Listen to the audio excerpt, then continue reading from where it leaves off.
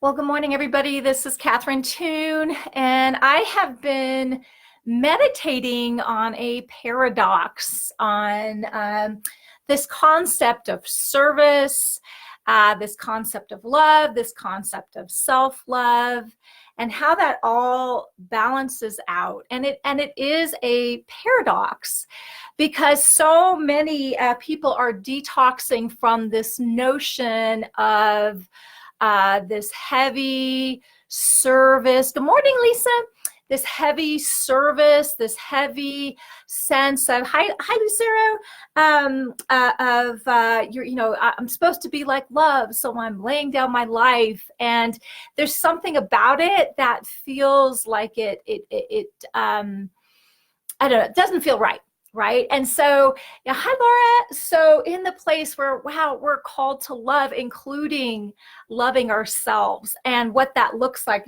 And in that, there's also this sense of, wow, we're called to self-love. We're called to love one another. How does that balance out? Right? How does that balance out? Because, Jesus, as representing humanity and as representing God and as God and humanity, right? Two in one, right? Walk this out on planet Earth.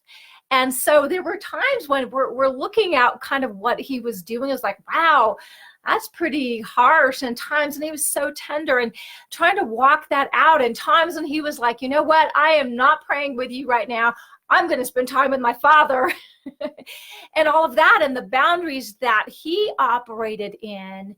We're loving our neighbor as we do ourselves, and we're people too. And one of the ditches that I've seen people fall into in this place of, wow, no, I'm not a worm, and I'm not, I'm not like this, can never think of me because it's all about Jesus and kind of this religious gobbledygook. But, then you can fall in the ditch of entitlement. And so where it's all about me and all of that. So we have the ditch of entitlement and where I'm not thinking about me at all. And then we have, and a lot of times this will play itself out even in ministry, where it's all about my ministry. It's all about my platform. It's all about my message and me, when the message was there to serve. And so, yes, it's not about you, but it's also about other people and walking in that balance. And then you have, the other ditch of, well, either I'm a worm or I'm entitled and it's all about me. And, balancing this out, right, is huge. And really at the beginning, middle, end of the day, right, we really have to keep our eyes on Jesus, because we can I've been on both sides. And generally, if I'm going to err, it's probably going to be in the place of, service, and it's not about me, right? But I've been on the other end too. I've been in both ditches just to help you out, to make you feel a little better that you are not alone in your struggle. But in the place where it's not about you, it is, sorry, I'm going to have to text my husband. I don't believe this.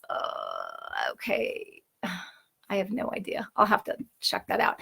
Anyway, where it's not about you, it is also about you. So it's interesting. Where I found a place to land is this place of, well, we're looking unto Jesus, and Jesus is taking care of us so that we can be well loved. When you are well loved, and that's the place where you need to camp out, letting God love you. And out of that place of being well loved, love sees 20/20.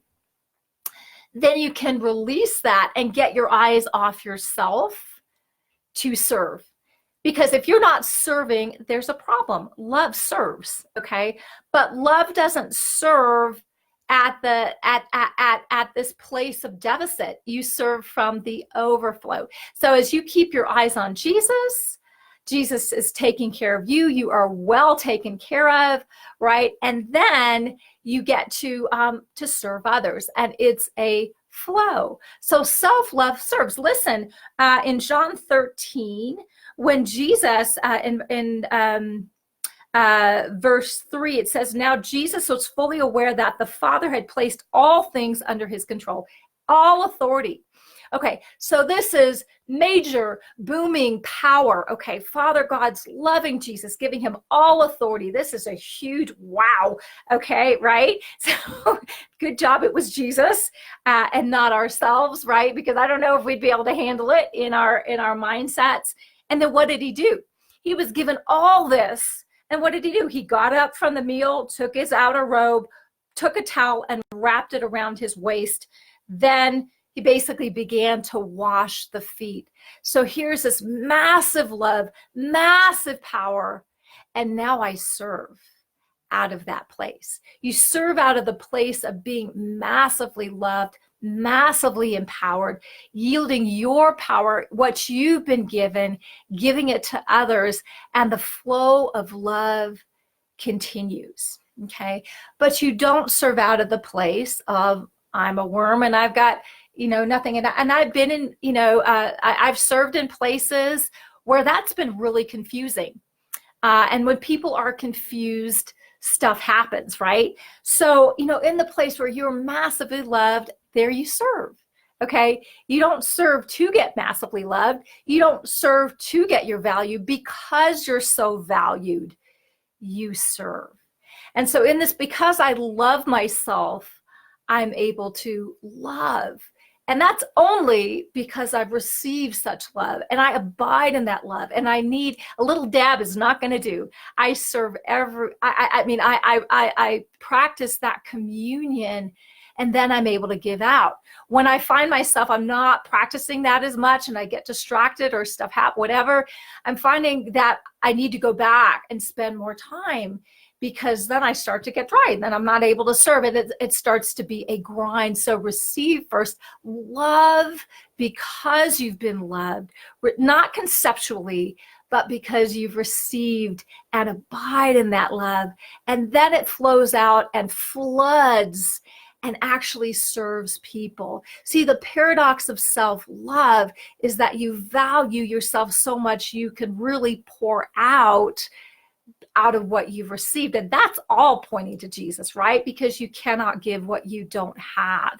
And so, our mistake in the past has been I serve because I owe Jesus. Well, you can't pay Jesus back. Don't, you know what I mean? Right? All he wants you to do is be loved and to love. And that's where it flows. That's where the flow of authentic life is. Anyway, I hope that's been a blessing. I've got to figure out what's going on with my husband. Love you guys. Have an amazing day. Bye-bye.